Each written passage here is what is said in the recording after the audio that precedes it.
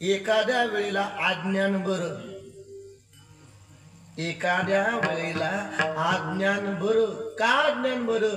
अज्ञानामध्ये अहंकार उत्पन्न होण्याची शक्यता नसते. पण अज्ञानामध्ये अहंकार उत्पन्न होण्याची शक्यता नसते, म्हणजे अज्ञानामध्ये आपला उद्धार होईल असं म्हणता येत नाही.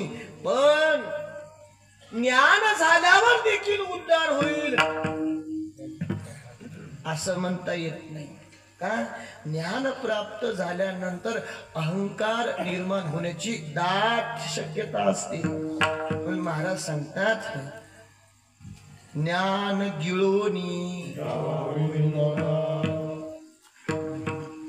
कोणाला गिळावं लागतं?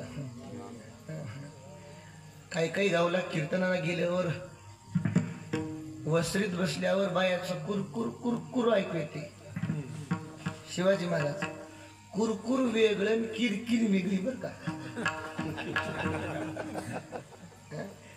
कुरकुर वेगळं आणि किरकिर वेगळी. नवरा बायकोचं जे चलते त्याला काय म्हणा चोपदार, बरंच किरकिर माहिती सांगतात. त्याला किरकिर म्हणत नसते. नवरा बायकोचं जे चलते त्याला कुरबुर म्हणते. बरोबर? तुझं माझं ज म्हणा त्याला कुरबुर म्हणते. त्याला कुरबुर म्हणते. किरकिर कशाला म्हणते? ते किरकिर करायचा किडा असतो बघा महाराज. ती एकदा घरात शिकेला की बारकुटाचा असतोय, पण सगळं रूम किर किर किर करते. किरकिर कुणा कुणाची असते? सासूचं सुनाचं जे असते त्याला किरकिर म्हणतात. एका सुननं मला विचारली, महाराज घरातली किरकिर कधी बंद होती? मी म्हणलं सासू गेल्याशिवाय होत नाही. कोण गेल्याशिवाय होत नाही? सासू गेल्याशिवाय. आता थोडं इथं बारकाई घ्या, इथं देखील बारकाई घ्या. कोणती सासू गेल्याशिवाय किरकिर होत नाही? जे जाच करते. काय करते? जाच करते. कल्पनेची सासू. कोणती सासू? कल्पनेची सासू हिचा भूतची जाचू.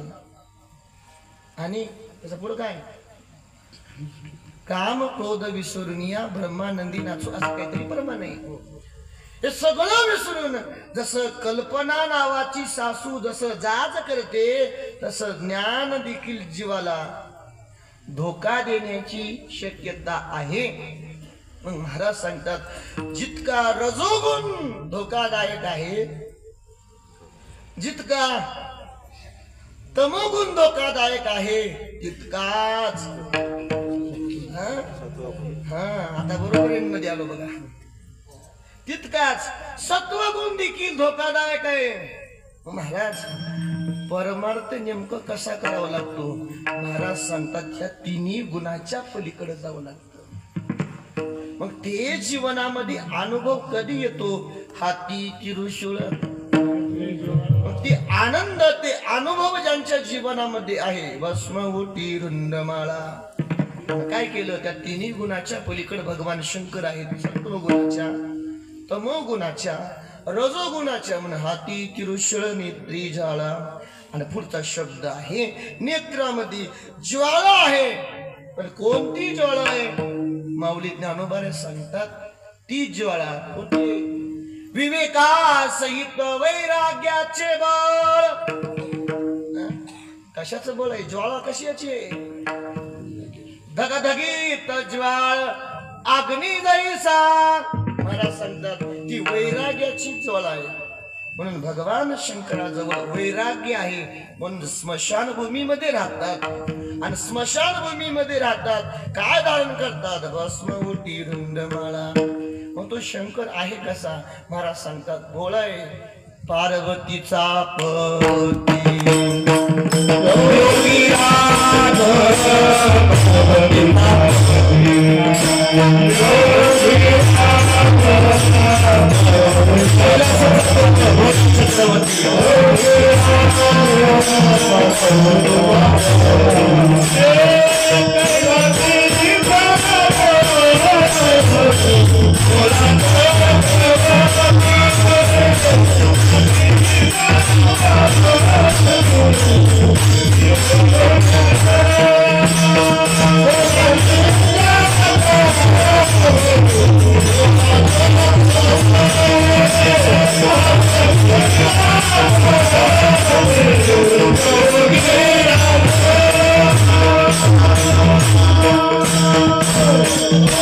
कैलासीचा देव नाथ महाराज वर्णन करून सांगतात भोला चक्रवर्ती जन्म मरणाच्या पलीकडला तिन्ही गुणाच्या पलीकडला चक्रवर्ती म्हणून ज्ञानोबा यांच्या रथावर एक शब्द आहे बघा कैवल्य चक्रवर्ती माऊली ज्ञानेश्वर महाराज चक्रवर्ती आहेत ज्याला जन्मही नाही ज्याला मरणही नाही त्याच्या पलीकडचा जो म्हणजे आगा उपजने आणि म्हणे हे घटिका यंत्र जैसे अजून एक ओळी हे घटिका यंत्र जैसे पण त्या घडीच्या पलीकडचा ज्याला जन्मही नाही जे मरणही नाही मग महाराजांना विचारलं महाराज तो भगवान प्रसन्न कशाने होतो उत्तर सोपं आहे भगवान शंकराला दुसरं काहीच आवडत नाही फक्त बेलाचं आता तिथे बार काय आहे महाराज एक श्लोक आहे बघा तिदलम त्रिगुणाकारम आता इथं आला बघा बरोबर बसते बघा आता त्रिनेत्रम च त्रियायुधम त्रिजन्म पाप संहारम पण तिदलम त्रिगुणा सत्वगुणा रजोगुणा तमोगुणा त्रिगुणाकारम तिन्ही गुणाच्या पलीकडे होऊन जो भगवान शंकराला बिल्व अर्पण करतो त्याचं किती जन्माचं त्रिजन्म पाप संहारम एक बिल्व जर अर्पण केलं तर 3 जन्माचं पाप नष्ट होतं आता 108 केल्यावर म्हणून तो लोक म्हणतात आम्ही 108 वाहतो कुणी 1000 वाहतो कुणी राखोळी करतं एक जर बिल्व अर्पण केलं तर महाराज संतुष्ट होतो नुसतं जल अर्पण केलं तरी संतुष्ट होतो महाराज नुसतं नमस्कार जरी केला तरी संतुष्ट होतो म्हणून शब्द आहे भोळा काय शब्द आहे भोळा चक्रवर्ती आहे पण महाराज सांगतात तो चक्रवर्ती भोळा आहे पण त्याला दुसरं काहीच आवडत नाही ती कशाने संतुष्ट होतो कशाने आनंदित होतो अभंगाचं 3रं चरण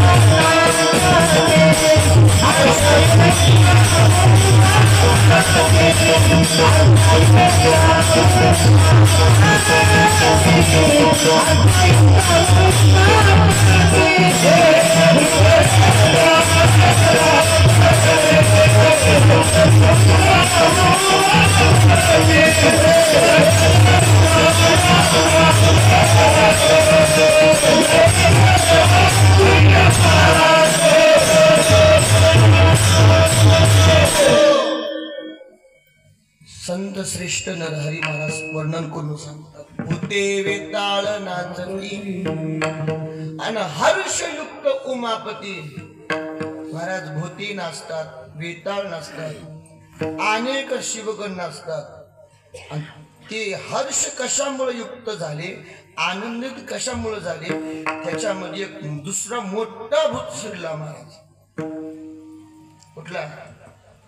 येल्लूरचा, पेटवळचा, मग नाळीचा का तांदळीचा? कुठला भूत? अहो भूते वेताळ नाचती हर्षयुक्त उमापती. भूते वेताळ नाचावं, भूतानं नाचावं, भगवान शंकराला आनंद व्हावा, याचा काय संबंध आहे?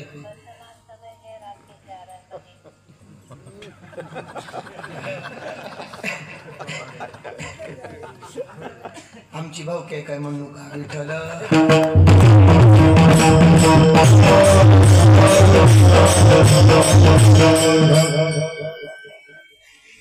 हे काय लोक हुशार असतात, कुठं कुठं मर्दंग्या हुशार असतोय, कुठं कुठं शिष्टमवाले हुशार असतात. 11 वाजले की शिटी वाजवा सुरू करतात. कुठं कुठं मृदंगवारी 11 वाजले का नाही लक्ष्मी महाराज थाप टाकत नाही, धूम टाकतात. असू द्या. भूते वेताळ नाचती, भूते नाचतात आणि त्याच्यामध्ये एक मोठं भूत जातं. महाराज कुठलं?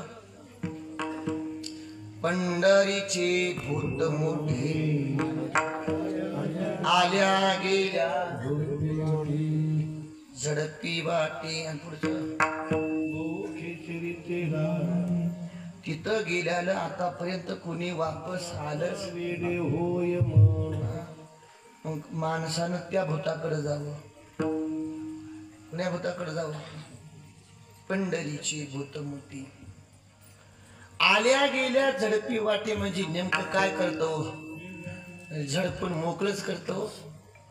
काय करतात बघा तुम्ही. आता कीर्तन संपव महाराज, कीर्तन फक्त संपव आणि बाहेर गावचे जाताना फक्त वाट मध्ये काहीतरी पांढरं शिपट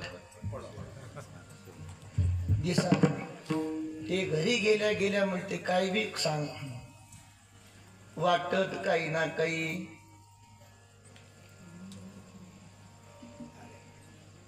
अवचिंद. काय होत? काही ना काही अवचिंद. शोधदार हे काठी अवचिंद एवढी म्हणून जवळ आहे का तुमच्या?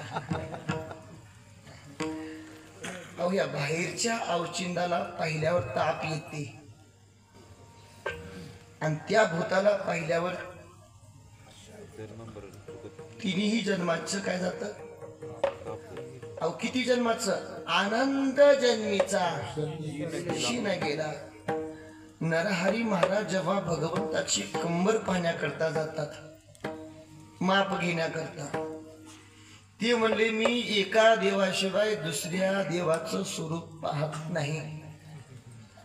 सावकारानं सांगितलं तू स्वरूप पाहू नकोस, फक्त कंबरला कंबरपट्टा करायची, फक्त माप घेऊन ये. माप घ्यायला गेले महाराज, पण त्याने सांगितलं डोळ्याला बांधा.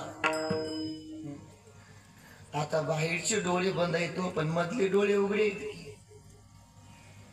कुठले डोळे? महाराज म्हणतात डोळे झाकूनही रात्र करू नका. मग डोळे बाहेरचे का मधले? बाहेरच्या डोळ्याने प्रपंच दिसतो आणि आतल्या डोळ्याने परमार्थ करता येतो. कमरेचा माप घेत असताना डोळ्याला उपरणं बांधलेलं आहे, पण भगवंताची कंबर दिसली नाही. काय दिसलं? लिंग देखिले देखिले ते त्रिभुवनी विस्तार. लिंग पाहिलं महाराज. ते म्हणले ज्याचा माप घ्यायला आलो होतो तो पंढरीनाथ आहे आणि हाताला जो लागतो तो विश्वनाथ आहे. त्यांनी विचार केला माझा दोष आहे, काही पिंडच महादेवाच आहे. न पाहणारा देखील विचार केला सोडा. काय सोडा? आपली पट्टी सोडावी लागते. कोणती पट्टी? डॉक्टर म्हणतात तुम्हाला आता वयानुसार दिसणं गेलं काय करावं लागेल? वरचा पडदा काढावा लागेल. तसे काही काही लोकांना डबल टिबल पडदे आलेले आहेत. एका पडद्याची नाहीत महाराज, डबल टिबल पडदे.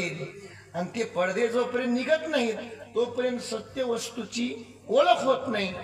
महाराज ते म्हणजे काढा. काय काढा? पट्टी काढली. पट्टी काढलीच म्हणजे अज्ञानाचा पडदा काढला. पाहिलं पुन्हा पंढरीनाथ दिसू लागले. ते म्हणले महाराज आताच पांडुरंग दिसलात, आताच महादेव दिसतात. दोन्ही सारिके सारिके विश्वनाथ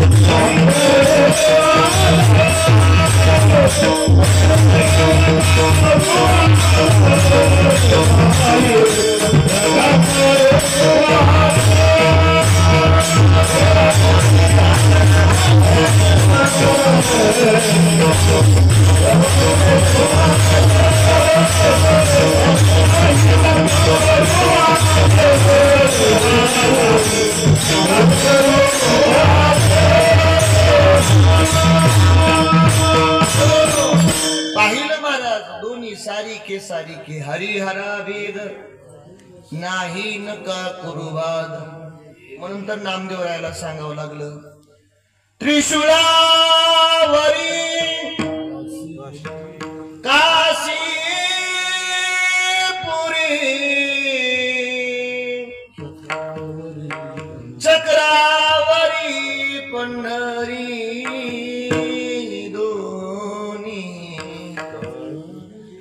सारिखे सारिखे.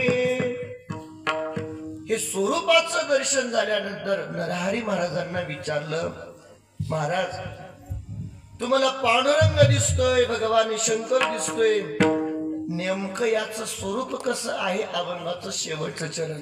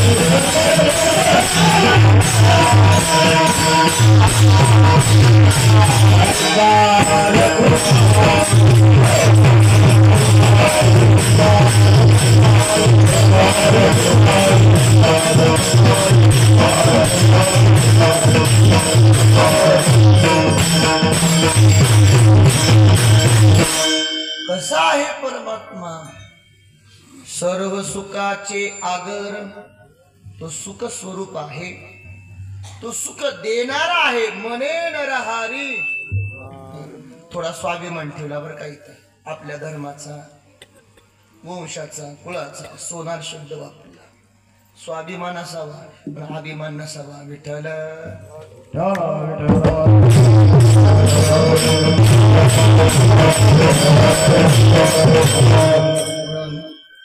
झालेली म्हणण्याऐवजी करून घेतलेली सेवा श्री संत मोतीराम महाराज श्री संत मारुतराव महाराज श्री संत सोपान काका महाराज इसादकर सद्गुरु विश्वनाथ महाराज मठ संस्थान येलूर तालुका कंधार जिल्हा नांदेड गुरुवर्य वीरभद्रेश्वर महाराज येलूरकर साधू संतांनी ज्याप्रमाणे कृपा केली श्री संत गोविंद बाबा महाराज यांची जशी कृपा झाली त्याप्रमाणे चिंतन करण्याचा प्रयत्न केला गेल्या वर्षीपासून आपली संस्थानाची सेवा आहे आमचे शिवभक्तपरायण बाबुराव मामा अभंगी